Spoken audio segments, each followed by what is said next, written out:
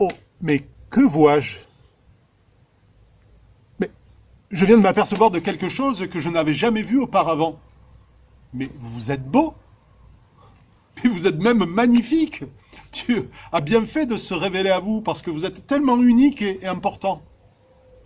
En fait, vous êtes parfait. Ne changez rien.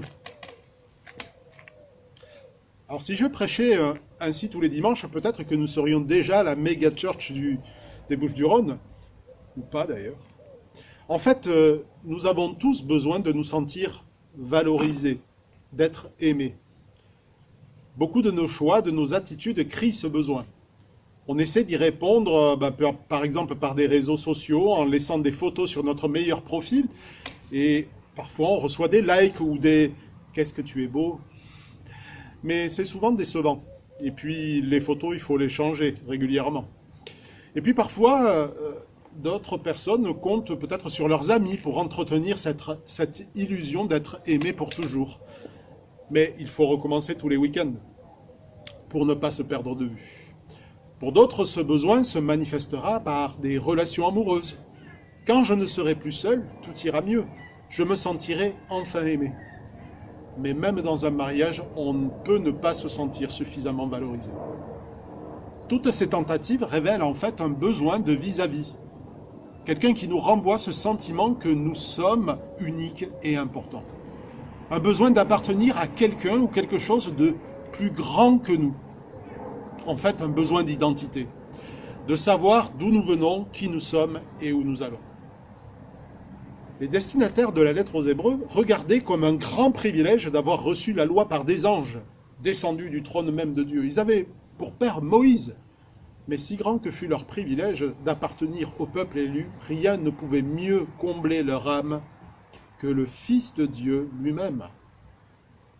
Les anges ne peuvent pas combler leur cœur, pas plus que Moïse. Je vous propose de lire au chapitre 1, les versets 4 et 5. Jésus a acquis un rang bien plus éminent que celui des anges, dans la mesure où le titre que Dieu lui a donné est incomparablement supérieur au leur. En effet, auquel des anges Dieu a-t-il jamais dit ceci: Tu es mon fils, aujourd'hui je fais de toi mon enfant.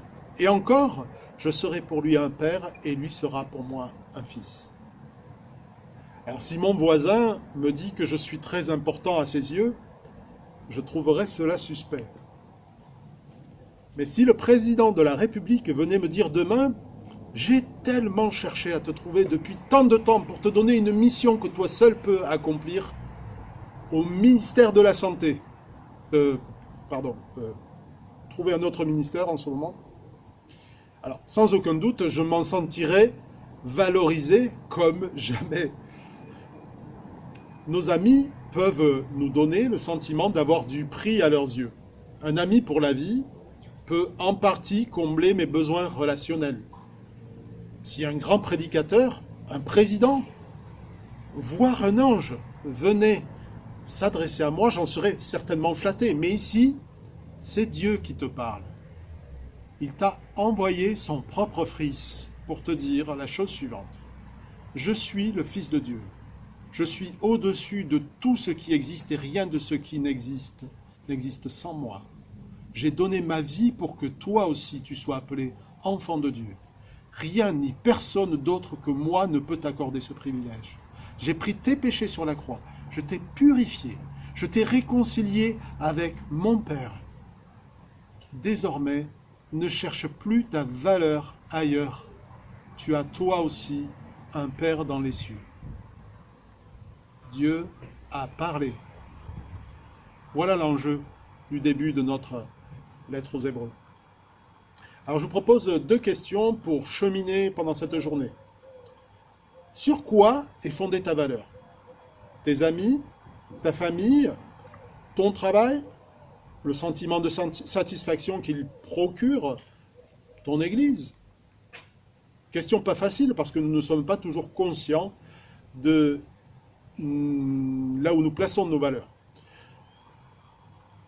Voici la deuxième question. Comment pourrais-je encourager mon cœur à trouver sa valeur en Jésus seul?